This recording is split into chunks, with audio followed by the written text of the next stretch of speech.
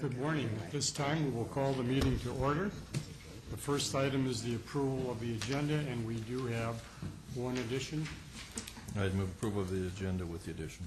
Second. All in favor, say aye. Aye. It is carried. The next item is employee recognition. Fran Ladley is not with us today, but she has 25 years of service in financial assistance specialist, and Ms. Porter will accept it on her behalf. Would you please extend our thanks and congratulations to her? I will. Thank you.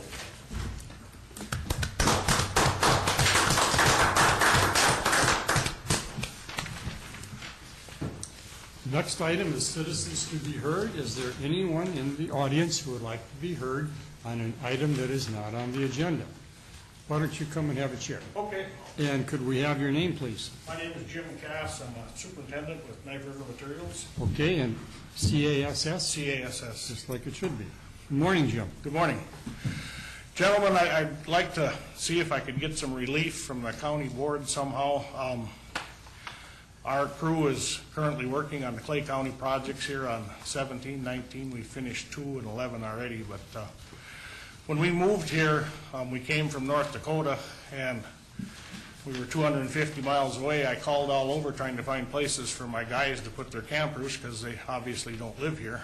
And normally we would stay at the Steam and Gas show there in Rolog, but we run up against their show.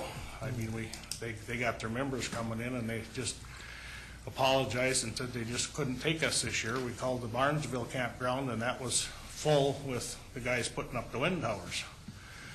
So we, through a friend of one of my truck drivers, got a hold of a guy by the name of Eric Ockery. He lives across the road there from the Steam and Gas show, and he said that you guys can come and camp in my yard. So, I mean, that's kind of where we set up shop. Been doing this for 38 years, and apparently I run into something that I've never run into before, that in order to do that, you have to get a temporary permit or of some kind, I guess, in Clay County that I didn't know about. One of the neighbors inquired about it, and that's how it kind of ended up with your planning commission. Can I ask you a question? You betcha. How much longer will you be working before you're We should completed? be out of here probably the first week in September. Okay, so you're talking maybe 3 to 4 weeks? Yeah, 3 to 3.5 weeks, somewhere in there. Okay. I mean, we got, we'll be starting, I started paving on 17 this morning, but of course Mother Nature kind of threw a curveball at us there. But So you mentioned something about permit, right? yeah. Do you mind if I ask Tim to come up here? And No, that's fine. We were share? just talking about it in the other room there. Tim, could you share with us what the process would be for Jim in this particular case? Well, the process would be to make an application for an interim use permit for a temporary use to the Planning Commission. We heard about this last, what day is it? Okay, we heard about this last week, and instead of going through that process, and he mentioned that they talked to the steam threshers folks and had been turned down there. I talked to the steam threshers folks, and on Friday night they gave them approval to be there. Not for the full time, at least not in their full service campground for the full time. Until the 20th, they can be in the full service campground, and then they have to move over to the primitive sites that don't have electricity and water. The steam thresher site is a licensed campground by the county and is inspected on an annual basis by Bruce Jaster and Kent to keep their permit up. And it's across the road from where there's currently 20 some odd campers parked on Lake Laura. Okay. We didn't make an application for a permit then because we took care of the problem. If they were to make an application now, our next meeting's not till the third Tuesday in September. By that time, it's a moot point. Process that should be followed. Well, my interpretation of our ordinance, that's a process that should be followed, yeah. It's just... Yeah, and I mean, I have no problem buying the permit. That's just, you know, I I mean, understand. I mean, I need a place to put my crew while I'm here, you know, and if there's no problem, I mean, if we go ahead through the process and buy the permit, would we be allowed to stay where we're at? And I guess there's one more thing I want to bring up, because Tim brought it up, that there was a concern with sewers on these campers staying there, and I want that perfectly clear. We have more septic come out usually every week, week and a half, whenever we need them, and he pumps out those sewers. We're not putting any kind of raw sewage on the ground anywhere. So, I mean, that's just so everybody's aware of that. What's your opinion, Tim? Due process takes until the third week in December, correct? September. September, pardon me. Is there any reason why he can't stay there, in your opinion? until Well, that was a time? question I wanted to pose to Jenny, but she's not here. It could be that if they make application, that while they're in the process, they can stay where they're at. As long as three things are covered and to the satisfaction of our environmental folks, and that's solid waste, water, and sewage. John? Those things need to be addressed. We need to know what's going on with them. Cannot we, this board, act instead of the planning commission, since they're not meeting? That is a question for Jenny. I don't think so, but I'm not. I mean, I thought they acted on our behalf, and since they're not here, we could, I don't know. Well, it's an issue that if it goes through the normal process, there's a public hearing, which means we've got to do an advertisement, notify surrounding property owners. That.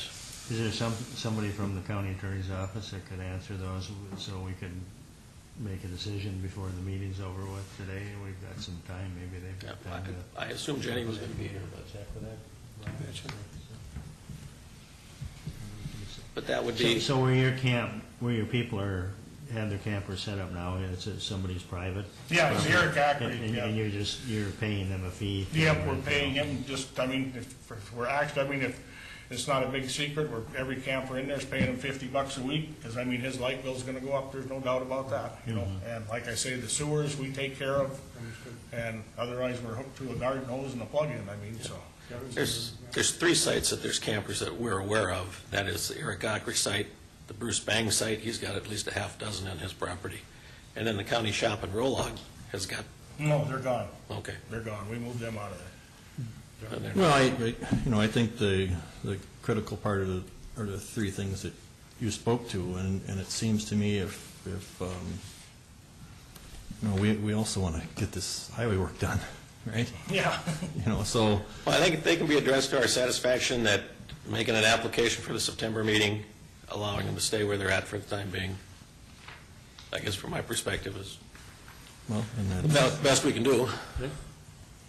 it would seem to me that and then that would be acceptable to you. Yeah, I mean, like I that- say, I don't know, how much is the permit? I mean, is it something I can pay for today, or, I mean, you need it when the application, or? It'd be with the application. It's an after the fact, so it's triple, according to the board, triple the fee, so we'd be looking at $675. And actually, that depends on how we do it. If we're going to permit individual sites, the Bang site, the Ackery site, now there's only two places now that you're aware of? You got more than 2 campers? Yeah. Yeah, that's the only 2 places I know of, I Okay. guess. We could do it all under one blanket for one permit fee, but But I think, that'd be $675. I don't wanna come after you here at all, but I mean, $675 for a $200 permit, I mean, that's, County board's policy is that anything applied for after it's already been started is triple the That's fee. policy, that's not a Yeah. debatable issue, Jim. okay. We have our county attorney. Sorry, I was at another meeting. While we're waiting, let's pay the bills. Move to approve? Second. All in favor, say aye. Aye. The bills are paid.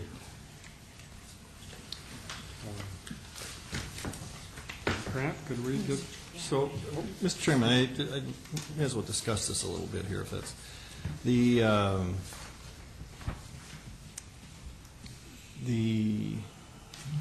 when we established that after-the-fact fee, and I know, I was here and part of that, and certainly support that concept, but to me, that was kind of for these people that kind of blatantly would go and pour concrete or something like that, pour a foundation before they have a permit or something like that. I think the first words that came out of Jim's mouth is that he didn't even realize that there was a permit needed. So there, I think there still is the discretion of this board to consider whether we want to do the 3 times or just have the regular permit. And, for somebody who knew nothing of the regulation, I find it hard to penalize them severely like that. But I would certainly support just reducing it to the regular permit fee myself, and I just throw that out there for I conversation. would agree with that too. I think it's an entirely different situation than what that rule is in place for. Let's hear what our attorney has to say. As to the, this board hearing the issue on the permit, I don't think that can be done. First of all, because the power has already been delegated to the Planning and Zoning Commission. That's statutory. And so if you're going to take back that authority, you have to take it back for all issues that would go in front of the Planning and Zoning Commission. So I don't think that's an option for that reason, and also because the same advertisement, public hearing requirements apply. So we still wouldn't be able to pull that off. But I do think this board has the authority to allow them to remain on the site pending them applying. This board has that discretion and authority.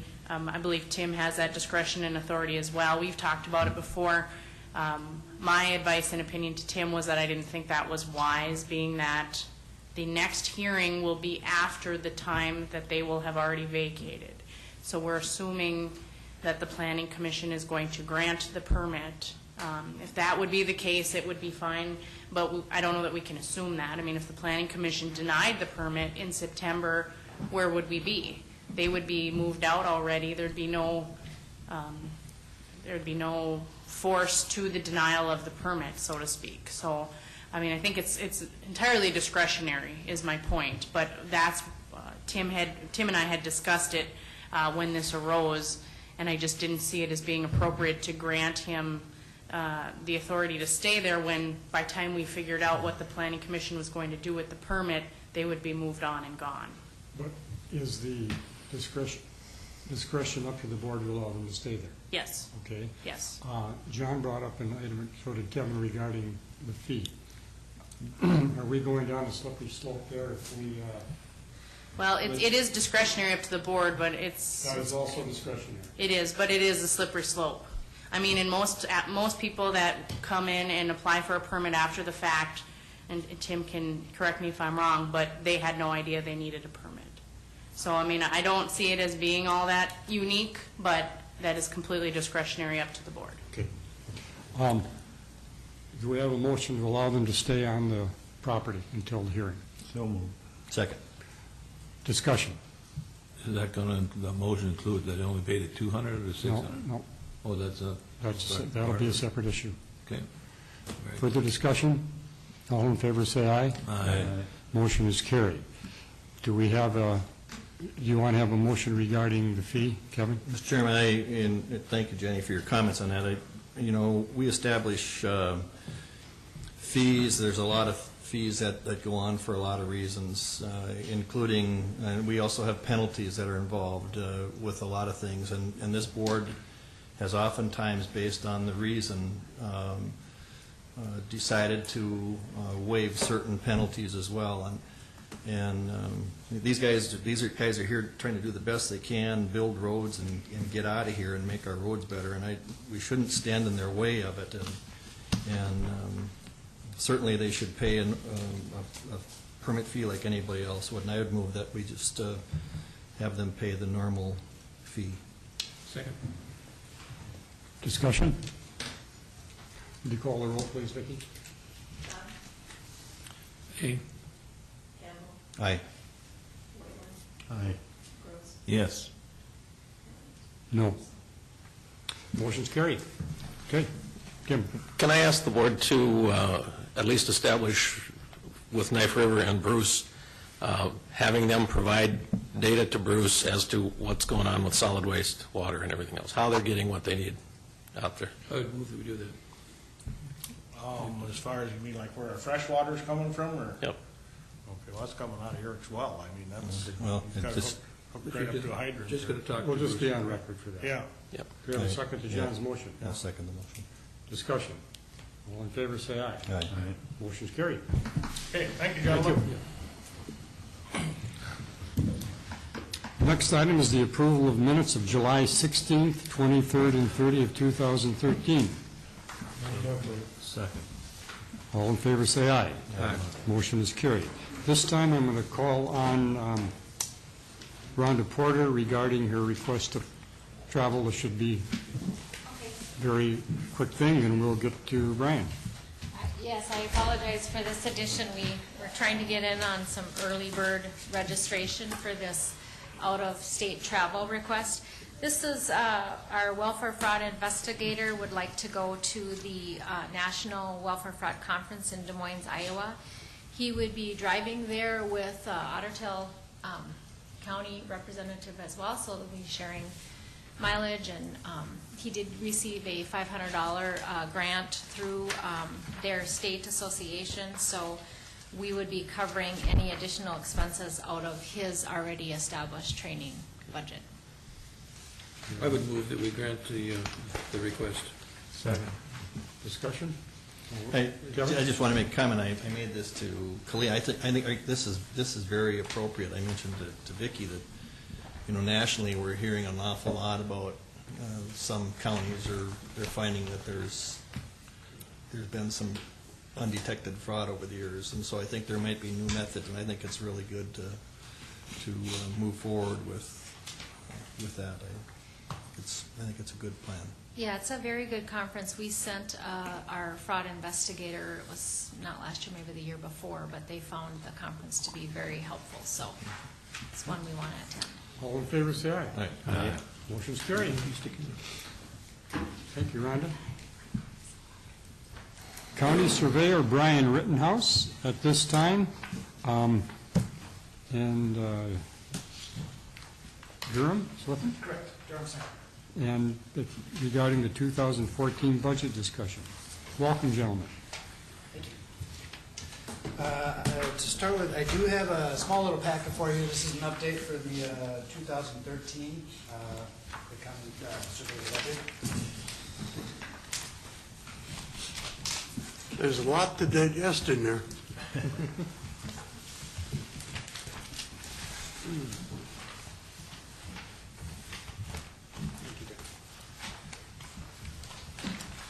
It's pretty comprehensive, Brian. Well, Durham has prepared this report, so I'll just turn it over to him. so on the first page, this essentially just shows us the map of what we found and what we filed. The little green dots are what we filed for section corners. The red little squares, they're a little hard to see at this size. I do have a larger one as well that we can put up if you prefer. Those are just what we found, and we haven't determined whether they are section corners or not yet. So, but essentially for so far 2013, we found 39 new monuments that we had not previously found before. We filed 78 new monuments. Those 39 have been filed as well. 14 of those monuments have been refiled because they were lost during road construction or whatever was going on. So we reestablished them and refiled on them to make sure that they were current and up to date. Much of the newly found monuments are actually inaccessible to vehicle travel. So that's one of the reasons why we're not filing as many as we have in the past. So we're having to do a lot of walking and trying to find these corners. So, and to move on, our budget currently right now is at $40,000 a year. We submit it by request. We don't do it on a monthly basis, so we don't divide it out. So it's as the work we're doing, we submit the request, and then that's how that gets paid out. This year, unfortunately, we did actually almost entirely exhaust our budget in April. But we knew that was going to happen. We kind of had an idea that was going to happen. Last year, we overran our budget by about $5,000, and that came out of this year's budget. So we knew. So what we decided to do was instead concentrate on filing corner certificates that we had previously found. We went all the way back to 2009, and we looked for monuments that we found, we proved out, and that we knew still existed. So, and we made sure those got filed. rather than spending a lot of time searching for new monuments that we knew were going to be fewer, not as quickly found because there was going to be a lot of walking involved. So, we do have a new plan for this year and next year and in the future. What we're going to do is, instead of just going, what we have done up till now is look for corners just in a semi-haphazard manner. We'd find an area that we needed to search for corners, and we'd go out and look for them. This is somewhat effective. We found, plenty of corners and filed them. But what we're going to do in the future is to make sure that we concentrate right now on the major highway corridors, to make sure that those are completely filed on and completely recorded for both the highway department's use and for our use and anybody else who needs it, because these are well-established corridors, and actually there's a lot of property tied to these, so we want to make sure that they are there and proper. And then once we get those completely filed and found, then we'll start moving out from those corridors and get into the more rural areas with fewer properties tied to those corners. Any questions for Durham or Jim? Okay, so with the, if the schedule is left or if the budget is left the same at 40,000, what is it that you think you can accomplish during the next year with that? I mean, will you be able to get all the major roads? No. The major roads, as far as getting those completed, that'll probably take 5 years at the current budget rate. Okay. Maybe that's just an estimate. The county state aid highways. On the map over here, you'll see the areas that are highlighted in yellow and in blue. Those are the areas that we're going to concentrate on. I made sure to highlight all those on the map for you. Yep. Any questions? No? Brian, anything else you'd like to bring before us at this time? I just want to inform the board that I'm going to be retiring the end of this year. And Durham and John they want to buy out my business, so. And they'll also want me to stay on for a while, so we got to work it out. Well, they'll be in good hands with you, I'll tell you that. Pardon? They'll be in good hands with you there. Well, thank you. I've got one question. I had my farm surveyed this year. Yes. And transferred, you did that work. But now, did those get filed, did those points get filed then? In fact, they did, yes. Okay. So that's, anything you do for individuals, it ends up getting permanently filed. Correct, Well, we're yes. required by statute to do that. Yeah. But it hasn't always been done. Some of our competitors Right.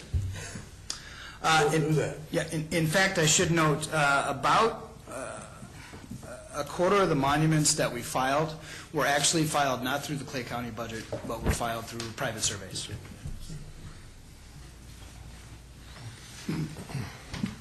Thank you, gentlemen. Thank you. Appreciate your Thanks. coming before us today. Thank you. Say hello to all of them. So last year you had a $40,000 budget. You said you went over it, so now that comes out of this year's budget. Correct. So out of the 2014 budget, you mean, or out of the? No, so you did less than we ran over 13. the 2012 budget, and it came out of our 2013 Okay, so in budget. 2013, technically, you're only spending $35,000. Correct. Okay. Correct. Okay. Of which is another reason why you're done in April. Correct. Thank you. Thank you very much. Thank you.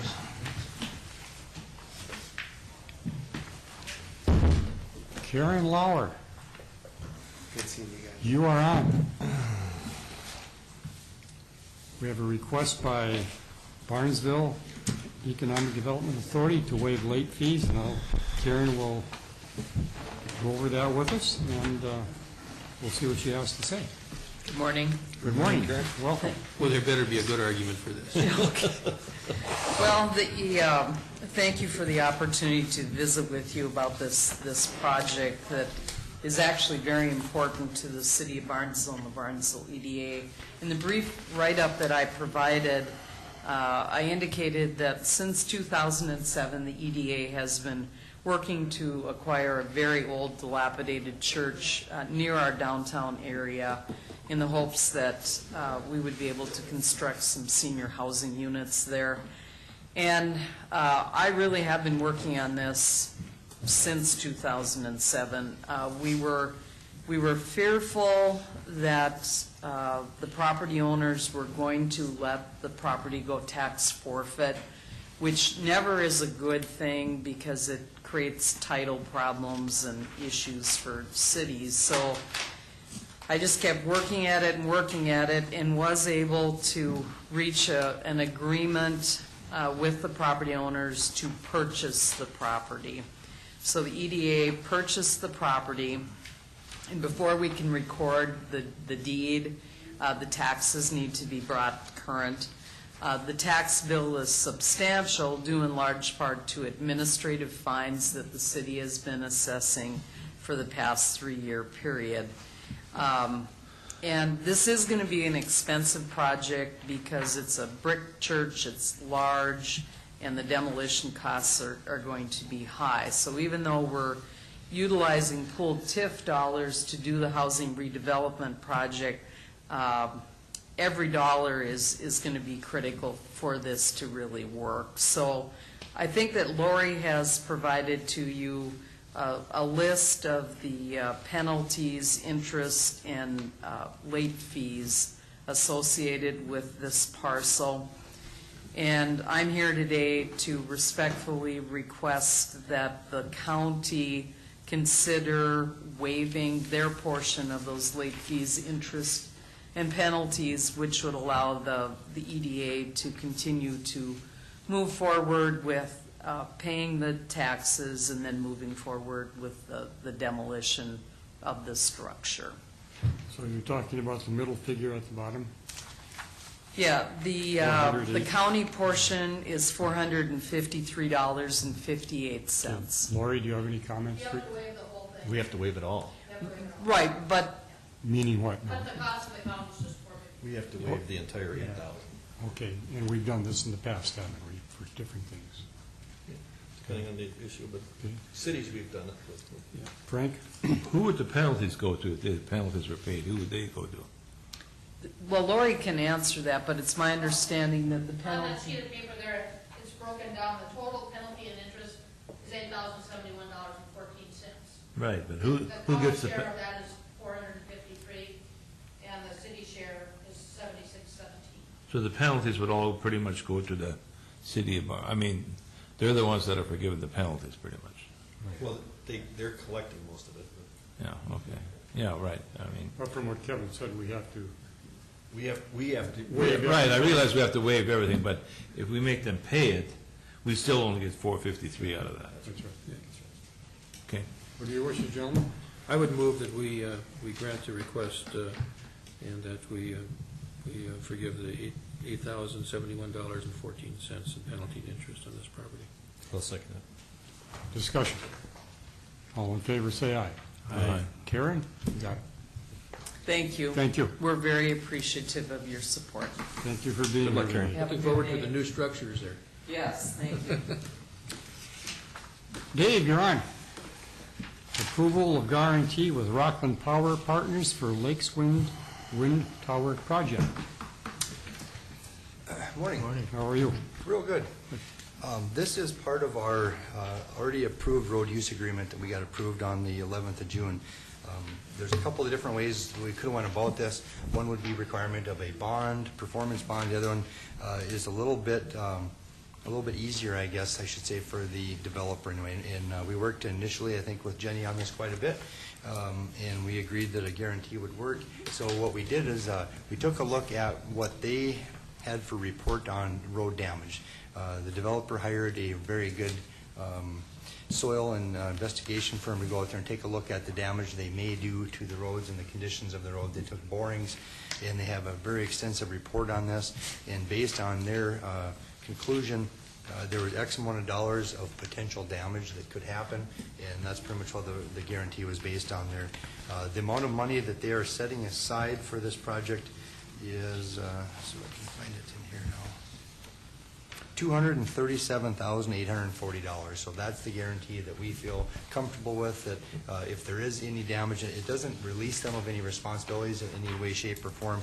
It basically says if for some reason they don't stick around to get the things done, or if they go bankrupt or something, that they've got this money set aside for our road damage repairs. So the road use agreement already has in place how they should fix it and when they should fix it and how long they have to fix it. So this is just kind of like a secondary guarantee.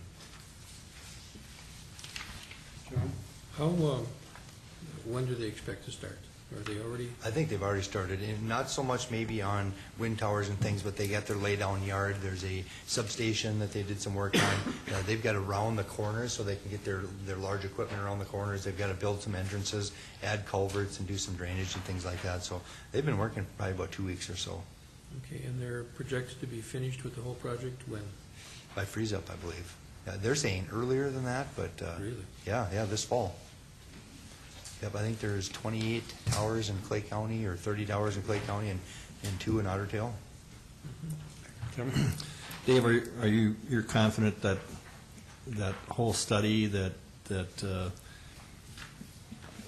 it makes me a little uncomfortable when we have a deal in there not to exceed damages of $200 to a dollar amount, because Yeah. my first reaction is, what if it goes over that? And I guess that is if you damage every feet of a certain mile of road and that sort of thing. So it's a little excessive, and that's kind of how they put it together. The report was actually done pretty good. The way they projected damage probably wasn't exactly the way we liked it, but being the fact that the report took, it was to redo that whole report, we didn't think was very feasible. So initially, this number was about $114,000. So you're comfortable with? Yeah, we met with them and rehashed it over, and Because if it ends up over that, it comes out of your budget. yeah, it's we're going to shut them down before it starts getting over that. How many miles of road are involved there? Clay, we're actually working for the townships as well. So between the county and townships, I think it's like 23 miles. And, the only real high dollar road is County Road 6. So there's probably 3 miles of paved road. All the other roads are gravel roads, so the fixes aren't quite as expensive. So our main focus was on the paved road, and initially the guarantee didn't include any dollars for that road, because the way the report looked at it, there's the gravel pits that are out there already. So they're saying there's already a lot of road damage or small incremental deterioration on the roads, but we just didn't feel comfortable at all with that. And then like I said, we kind of threw a little bit of a scientific here and got it up to $237,000. I'll move to approve the guarantee. I'll second it with just one more Any question. discussion? Yeah, so do they put up like a bond for that amount, or how? I believe the way the guarantee is written, this money is set aside, so it's almost like a little bit of an escrow. Is that Set correct? aside where, in their own bank account, or in our bank account? No, I believe it would be, I don't think there's any transfer of funds, I guess. Maybe Jenny can explain the guarantee a little bit. Yeah, I'm not sure how that works.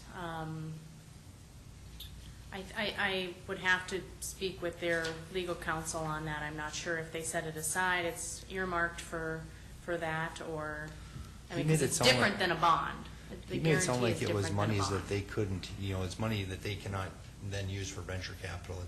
It's so, they didn't want to see this getting up into the, initially we thought it should be about $3.2 million, but that would be, complete fixes. Well, they didn't want to have to set aside that much purchasing power. So I guess. But my point is, if we truly want to have the security of having that, how much might we have to spend to fight to get to 237, because we don't have control over it either through a bond or through just a deposit someplace? Maybe Jenny can give us, next week, let us know if that money's sitting in the bank account somewhere it's liquid. That's fine. I mean, I see this as very different than a bond. A bond, that cash would be there, and upon certain conditions happening or not happening, then we have that money that we can just pull it. This just says that this Rockland Power Partners, who I understand to be kind of the financier, will guarantee this amount on behalf of Lakes Wind, but it, as Kevin said, it wouldn't mean that it would be just there for our taking. We would have probably some legal involved in getting that. Certainly, it's secure. It's a secured debt, meaning that it can't be discharged in bankruptcy. It can't be, you know, we're not going to lose it, but it's going to be very different getting it than a bond would be. But I can look into that. Yeah, and, you know, and my point is, you know, the difference, for example, you know, when we are in charge of a project, this was talked about this morning in road construction projects, we have contingencies and we don't pay them full amounts until projects are done. So therefore, we have dollars that we can hold back from them. In this particular case, if damage was done to these roads, we have the responsibility to fix it, regardless of whether we get the $237,000 or not. And so I just want to make sure that we're confident that this $237,000 is going to be easy to get back without having to spend $200,000 in a fight to get to $237,000. That's my point. Okay. We have a motion on the table. Further discussion? All in favor say aye. Aye. Opposed? Motion carries. Thank you. Thank you, Dave. I got one comment. I got a phone call this morning from Randy McFarland, who was here last week to talk about number 12, and the comment was made during our. He said he listened to our broadcast, and there was a comment was made that there wasn't much traffic on that road. He begged to differ with that. He said there's a lot of traffic across there, and I suggested maybe we could put a counter on the bridge or something there, and find out what it is, so we have so actually know what's out there. Yeah, and I think I made the comment that the ADTs aren't there compared to other roads. I'm comparing it to other of our county roads that I know have higher volume that need a lot of work. I understand that, but if we had a counter, we could show that. But I mean, that doesn't to say that he still doesn't. There couldn't still be a couple hundred cars a day there, or whatever. Sure. I know the state does our counts every 4 years, so we can compare this secondary count against that, you know, as far as accuracy as well. So. Okay. Thank you. Thank you, Dave. Yeah, thank you. Brian, Ward State, Minnesota State University, Maury Bell. Morning, Mr. Chair. Thank you. Yeah, the issue before you, you know, it isn't a big one, but we talked about it a little bit, and we said, do we want something this displayed in our entry to the courthouse? And it would certainly be more palatable, we think, in historical society or something along that line. But we thought before we do anything with it, we better get some feedback from you folks and see if you'd like that. Anyway. Mr. Chair, I think it would be very, very attractive down there. We got plenty of room in that lower lobby. It doesn't belong in the historical society because it's not of historical significance to the county. Just a replica. Oh, to the county. I see. Good point. Yeah, good point. I think it would look good in Brian's office. Well, it would. You know, move that table out. You're trying to get anything in there other than me, aren't you? I also agree that it would have much more visibility in the courthouse than it would at either the Historical Society or possibly even Ward State. Well, good. Gentlemen, any comments? So how about, so would they use like a pallet jack or something to get it in there then without wrecking the floors? Yes. I don't know how much this thing weighs, but. And Vicki was so excited about it, she ran down to the front entrance and said, yes, there's no post down there, so we can get it in. No, we were talking about that, and she did go out and check that. So it would go in through the front doors, and it would set in the lobby. And frankly, one of the comments that I did get back from Mr. Goebel was the fact that they would be also interested in gifting it to the county if you were so inclined to. We can consider that part after of this. We have a resolution today. Would that be part of it? Well, no, you just accept the long term. That's long term. Yeah, it's just long term right now. What are your wishes, gentlemen? I'd make a motion that we let it come into the lobby. Second. Discussion. All in favor, say aye. It's carried.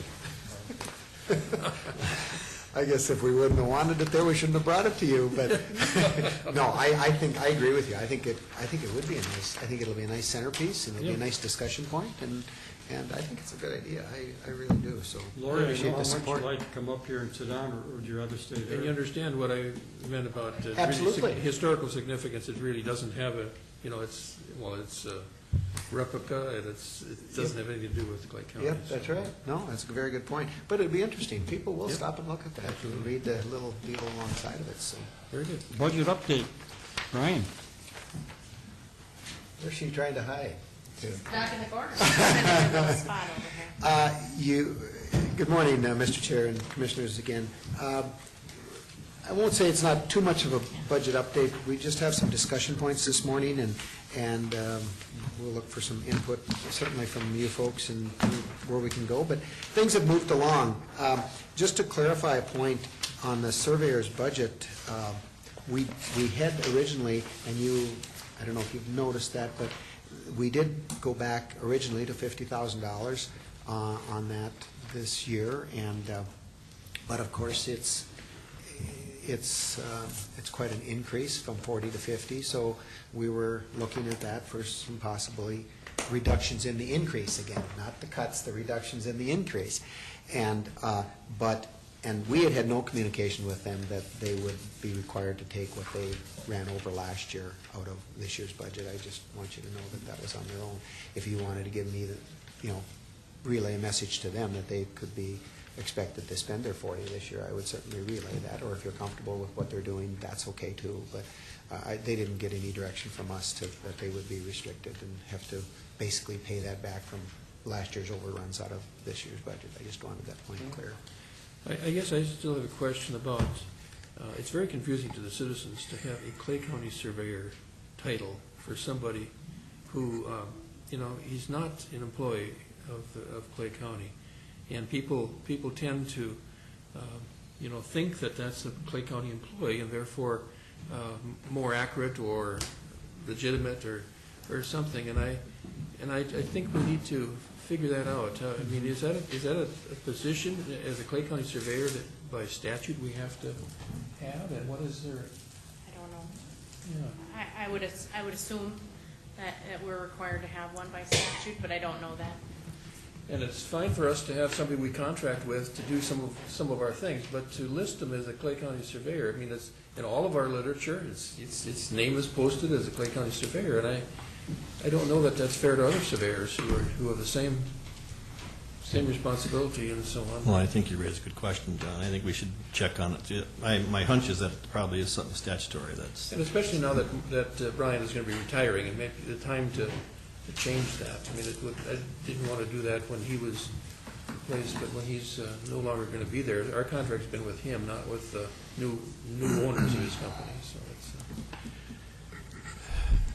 Thank you, Mr. Chair and Commissioner Everett. That's a question I've had in my mind for quite a while too, and I think there are some means to change that requirement. I think you can do it, but we'll work with Jenny in researching that. There should be a bidding process or something so everybody is considered when we change who's listed. So yeah, we used to go that especially in Lakes Country because there was a lot of squabbles over feet. Who has the final authority, and the district judge has the final authority. Right. And so you would think that your county surveyor would be the official that would have so it's probably been weakened. Maybe this date back 100 years when they all had to have surveyors, and it was very important laying out the land. So we'll certainly do that. John mentioned putting it up for bid.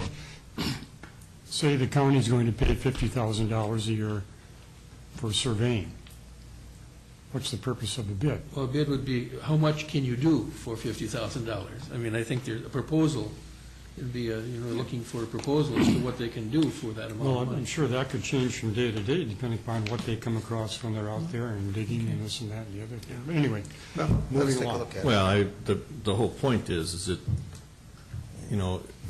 we're hiring somebody who, as John said, is not a county employee, and so what is the process so everybody has a fair opportunity to go after that job. And that, I think that's what John's getting at, and I think it's a wise thing to do, is to, we have a lot of people who are capable of doing surveying right here in Clay County that could also have the opportunity to go after that job.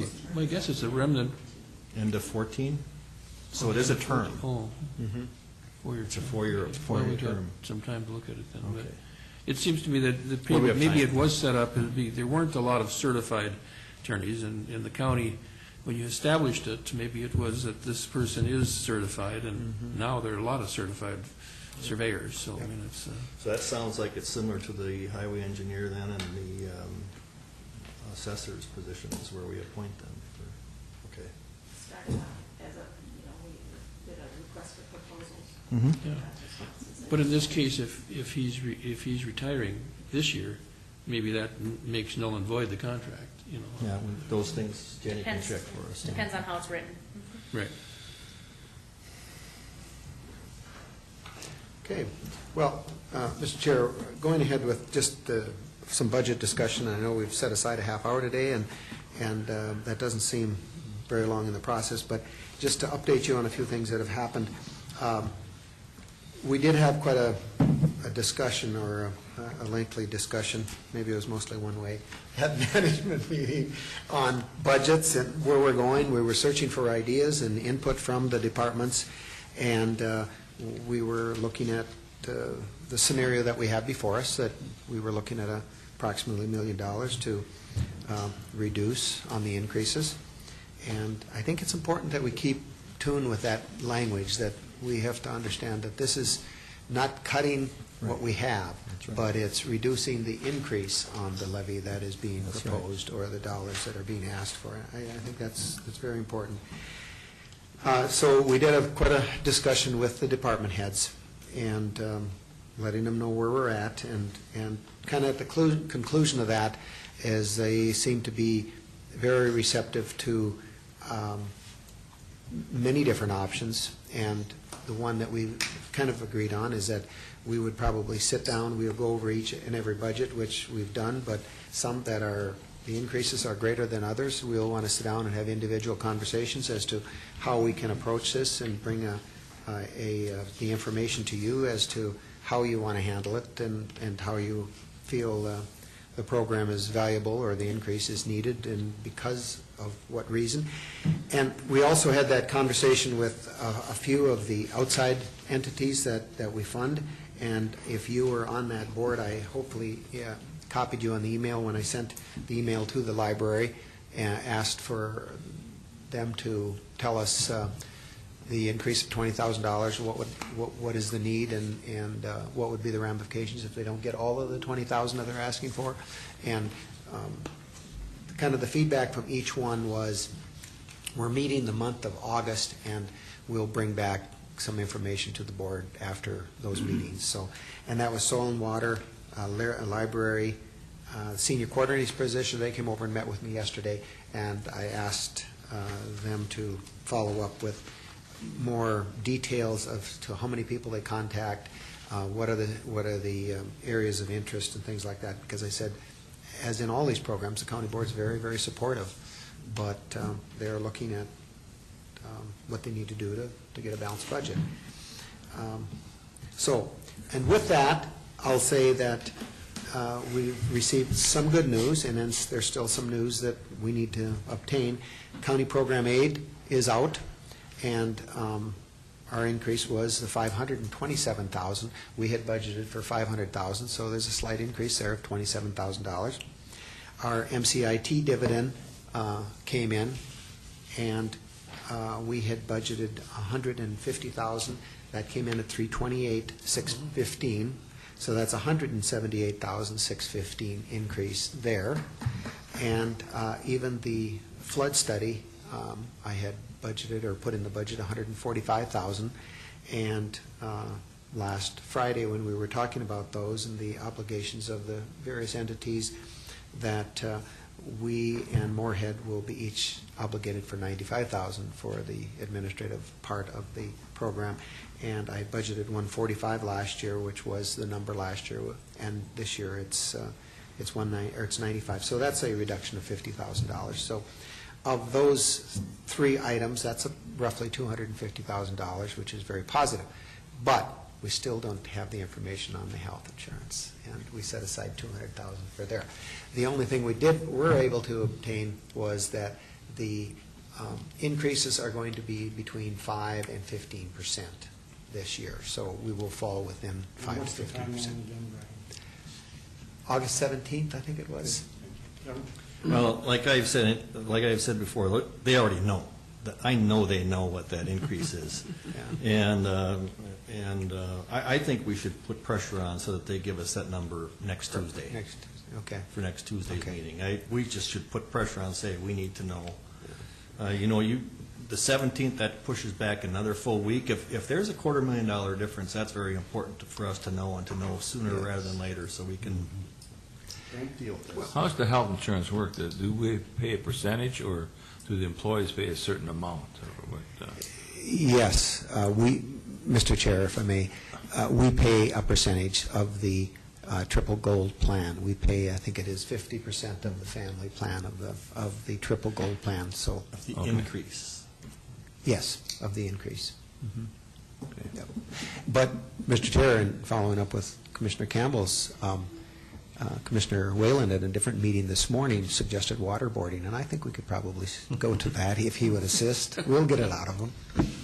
That was a demonstration. It just really seems, I'm an advocate of that. I think they know what this is. Well, if they can say from 5 to 15%, they wouldn't say that unless they knew already.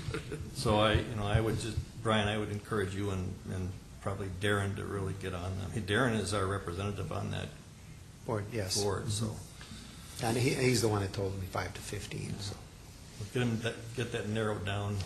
Okay. The amount you've got budgeted, what is that percentage-wise increase? Mr. Chair, about a 6 or 7% increase, roughly in that area. So we could be looking at double or more than double if it's that 15%. Okay. And that could wipe out a significant portion of that $250 they just found today. Yes, it could.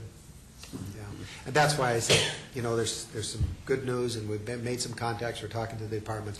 We've gone through every budget looking for percentage increases, and where there may be some that, and also we've done that with the new requests, and I went over some of those last time with the new request. We'll have to get very serious about that. I mean, I think there's 150 to 200 savings in the new request, but that's my opinion. We hopefully you guys will be looking at those as well. And then also there's some of the increases that took place. Had some good discussions with Julie in regards to the jailer costs, and discussion with the additional position that she has. And I said, I know you guys would want to be talking more about that she should be aware that you guys are looking at that very closely and things like that. John? So, I've got a question on the corrections thing. When we lose our 6 beds, is that going to require some remodeling after that? yes, Mr. So Chair. there's some cost involved with that as well? Yes, and in fact, I wasn't aware of that either. I thought they would pull the cells would be just allowed only one person in there. Yeah. But in her response to me on it, two in each. Because there's 4 now. There's 4. That's right. They'll So pull out there's 2 out of the cells 3. that they'd pull 2 out of each cell. Yes. It seems to me you take 2 beds out of there, and that's the remodeling. Yeah. You would think so. But Or what add 2 and put 6 in there, that would be my suggestion. but she said that You're tough. I like it. when this occurs, she said they would have to pull the prisoners out of that cell block in order to do the modifications. I won't say remodeling. And then she said there was going to be some other work that was going to be done at the same time when they pull them out. I imagine they will unbolt them from the walls, and it's probably has to do with the space available, and that's the whole issue. So I'm assuming if they pull 2 of the beds off or something to give some more space to work with, I honestly don't know. I can certainly find that out. They're bunk beds. Yeah. There's not gonna be more space. No, but if you get, This is just one bed on one side. if you get them out of there, it gives more floor space, you know. I'll find out more about that. Anything else for part of your update? Well, unless you folks have something, we'll continue to bring back information. You mentioned the senior coordinator position. That's a pretty important position too, because we have a lot of our seniors who depend, because if I remember correctly, they're also there to advise a lot of our senior citizens on what type of health insurance they should buy for their individual needs. That's a huge deal, and that's a huge deal for seniors, because a lot of them don't know. But what I don't know are there other resources available to them where they could get the same information? I don't know the answer to that, but without asking it. Mm-hmm. I've asked that question before, Mr. Chair, and it's a double-edged sword. Are there resources available? Yes, social services. But you realize how busy social services are in getting back to information. So could you dump that on social services? I don't know. And frankly, yesterday, like I said, Joe and Dale came over and visited about this, and we went through some of the things that you guys would be interested in hearing as the number of clients that they see and all of those kinds of things. And I said it might be even a point that I told them that this program was very, very important to you guys, and they may even want you to come before you to talk about this program. And then Brian, how about the, what do they call it now, MNsure? Oh, MNsure? Yeah. Are they going to have potentially any ability to assist seniors in that regard? Because they're the ones who are going to be controlling all these pools, right? Right. Well, am I got the right agency? Isn't that what they call themselves? Yeah. Yes. Well, let me put it this way. They talked about the National Health Care Plan, which really is a little bit different than the MNsure. Yeah. But nonetheless, he said that all of these people that are on Medicare are now going to have questions, even though it doesn't affect them. Right. It's going to be of stress to them, and they're going to inquire. So anytime there's an inquiry, that's time. And he said it isn't so much the managing the people that they have on, other than the questions. It's adding new people to every program. That's what takes the time. My point being on that is seniors typically, in addition to Medicare, a lot of them will need to have a supplement for their medicines, for their prescription drugs, and then a supplement, Plan B or whatever it is for the health insurance. And is MNsure going to have pools available for those types of things as well? Right. Yeah, I don't know. Good question. Because it's a significant part of our population that's going to be looking for the best available insurance. I haven't heard that from MNsure. And that's why Dale's position is so important. And Dale was here not long ago, and I think went through all those things, that all the services they provide to seniors. Right, yeah. And it's a significant number, and Yeah. I agree, it's an important position, and there's a lot of direct contact with that position with people that need the service, and so I think it's We have to important support that. we maintain that. Yeah, that's an important one. Thank you. Thank you. Anything to add, Lori? Okay. This time we'll go to committee reports. Chief? Let's see, last week I had just the audit committee report and review, and that everything seems to be in order, and that went well. So the person from the state was pretty complimentary of what we've got going here, so it's congratulations to Lori. That's because of her. So, and today we had a PIC committee, a personnel issues committee meeting, and we were discussing again, and we'll probably be coming forward with a recommendation on dealing with this there's a sick leave issue we'll be dealing with, and then the health insurance that's provided to elected officials and how that's taken care of, so. But Darren's going to do an information session for the board, and then we'll have some decisions to make, so. Frank? That's it. Last Wednesday, we had the first meeting for hiring process for a 4-H coordinator. So we had that first meeting. We got another one today at 1:30. Last night I went to Ulen Township meeting. I guess they got concerns up there. They just feel like they're not part of the county for some reason. So I don't know why that is, and I'm gonna check with a few questions they had and get back to them, but somehow or other they feel like they're, not being represented properly, I'll see what I can do with that, I guess. Hope I can represent them properly. I think that's been the feeling for 100 years over there, I think. Frank, is that it? Yes. Okay. Kevin? I had no meetings. John? Just a couple of things. One is that we had, last Wednesday, had a Communications Committee meeting with Basin Commission, and that's where we're working on the conference for next January. And we've come a long ways now. We've got keynote speakers lined up and the themes and so on, so I think we're in pretty good shape. Then I didn't have anything until yesterday. I was down at AMC board meeting. We did our final interviews for the new executive director, and we hired Julie Ring as the new executive director. And I think most of you know Julie. She's been on staff for about 18 months now, working on coordinating the advocacy thing. We had 3 people we interviewed, and I think any of them could have done the job for us, but we were most comfortable with Julie. And gosh, I think it's the middle of August that she starts. I can't remember what date exactly, but 15th. in a new position. So I think that'll be good.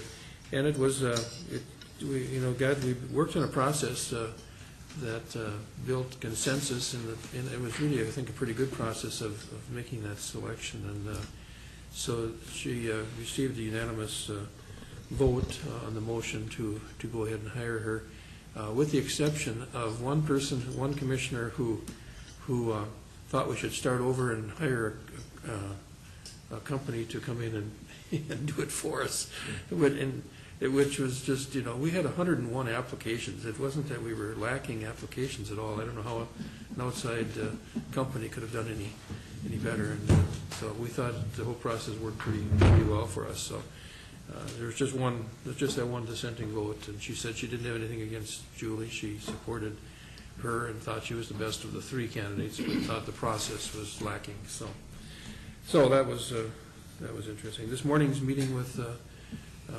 Commissioner of Revenue, France, was good. I thought it was some good information about the cuts in the property taxes and so on, increase in aid. So it was worthwhile, but I thought to be out there. So. Thank you, John. I was at the Audit Committee meeting, which Grant covered, and also Personnel Issues Committee this morning, which Grant also covered. And I did show up to see the commissioner. I was a few minutes late, though. Ryan, you're on. Okay. Well, let me first start out by, see Commissioner Campbell, he's saying, I'll get comfortable. This guy's so long-winded.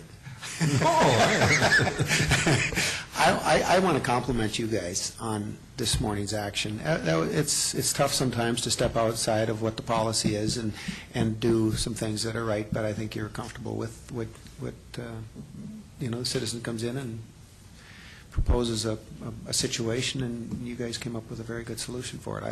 I compliment you on your actions on that. I thought that went really well. I was impressed. Yes, we had the exit audit with the state auditor, and Lori got all kinds of praises. So he thought it was a really good audit this year for 2012. So that was very nice to hear. Went really well. I had some personnel evaluations this last year. Speaking of that, I guess I've got one coming up too. So maybe I'll get off my probation period this next time around. I don't know. Maybe it'll be extended. But Head Management Committee, we did spend a lot of time on budgets and visiting with the departments and making sure that they are the ones that know their programs the best, so we look to them for a lot of feedback in regards to this. So we did spend some time, Commissioner Everett and I spent some time with Tom O'Hare, and I think it's appropriate that we do spend a minute on that, because it was almost a headline in the paper that there was a Plan B for the diversion. And what Mr. O'Hare stressed with us, and we know that from the diversion board passing a motion to spend $90,000 to look at the most feasible way of implementing the diversion when it's built. And I think that came down to, well, it's going to be in stages and there's a Plan B to drop back to. No, what the diversion board was looking at is this is a plan of how it's going to be built and how it's going to be implemented, but yet they need to know which is the best direction to go and what has the most effect, and then are there effects on people during the construction period, and that's what the study will come up with. That wasn't the Plan B. Plan B, there isn't a Plan B. The plan is to go forward with the diversion. The only thing I'm going to add to that, Brian, is that study, the reason that study was also being done is if the federal dollars don't come in as quickly as anticipated, what would be, and for example, we all know that the vast majority of the local dollars are coming from North Dakota, whether it be Fargo, Cass, or the state of North Dakota. Mm-hmm. So they're interested in looking at what is the best option where you get most benefit if local dollars continue to be put into it, waiting for the federal dollars to catch up. Yep. But you're 100% correct. We've never had an actual discussion or terminology through the authority of a Plan B. We have a plan, and our plan is to move forward with what we currently have on the table. Right. And that's what our goal is. Yeah. So, but for this study, and this study it'll air out, and they need, if that were to be done, and John raised some real, I think, correct concerns about, well, okay, if you do phase 3 before phase 2, where in the heck's all that water going to go with no ditch between the two, between C and A, so so we need to look at that. Yeah, and they're doing that, and then they, the only problem with that is a lot of people don't believe the technical people on it anyway, so that's the other part of it. But.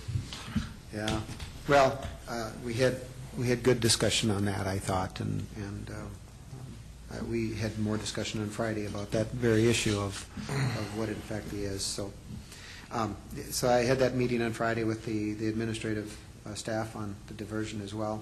Had new orientation on Monday, yesterday, and we had seven new people attending that from various departments. Corrections and social services probably made up most of them.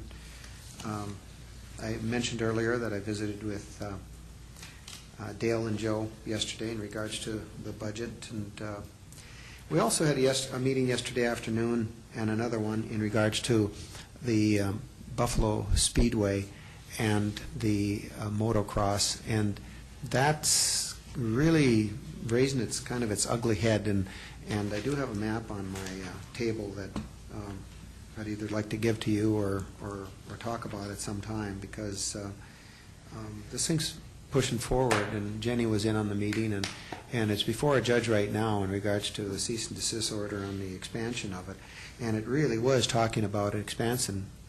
It was to move from the south side to the north side, and there was going to be 3 events, and my interpretation was that it was going to be within the speedway itself, and what happened is they went east and started building a new track over in the trees, and we're just not thinking that that was the intent at all. So we'll see what happens there, but I'll try to keep you informed as that pushes forward. So Grant already reported on the PIC meeting this morning, and Wayne was, Commissioner Ingersoll was in there as well. And then I just wanted to remind you of the noon function of the night to unite, and then also the evening events. I think I forwarded that by email out there, what's going on tonight. So, and with that, Mr. Chair, I'm done. Mr. Chair, because we have a couple minutes left, I want to comment on our earlier meeting, or our earlier deal today regarding Knife River, and it shouldn't be just about Knife River, but, you know, and Jenny, I really think that Jenny and Brian and all of us here, we should really take a look and review our temporary permit policy. I think it would make really sense for us to review that. This was a classical case where if they had to wait to follow the normal procedure, they would have waited till the third week of September, and it would have been, you know, that it could have been damaging in terms of getting our projects on time. If their workers got no place to stay, they're not going to be here. You know, so I think we're going to have to review those policies, that, especially that deal with temporary permits. The permanent, long-term building permits and those things, those are, there's not as much of an issue there, but these temporary ones, there can be 100 scenarios we haven't thought of, but we need to be able to be open to each individual situation. And I agree. I'm glad we did what we did today, but I don't feel real comfortable doing it either. John? I just want to remind folks, I won't be here next week. I'll be out of town. And I certainly would appreciate if somebody can go to that meeting that's going to be in Comstock. I'm going to go, and I think Grant's going to go. I plan to go too. Okay. It's on the 15th. The Thursday night. Huh? And You're going to go? I think that'll be important. People there feel that they haven't heard anything about what's going to happen to that area. So I think it's. Yeah, I think Brian's planning. Yeah, I'm going to. Then there's a meeting following, I think, on the 20th. That'll be for the. You'll be able to be at that one. I'll be at that one, but I can't It's be. that one, I'm scheduled to be out of town. but Oh, okay. 20th I can be there, but I won't be there on the. I might try to switch like the 20th too. Anything else, gentlemen? Adjourned.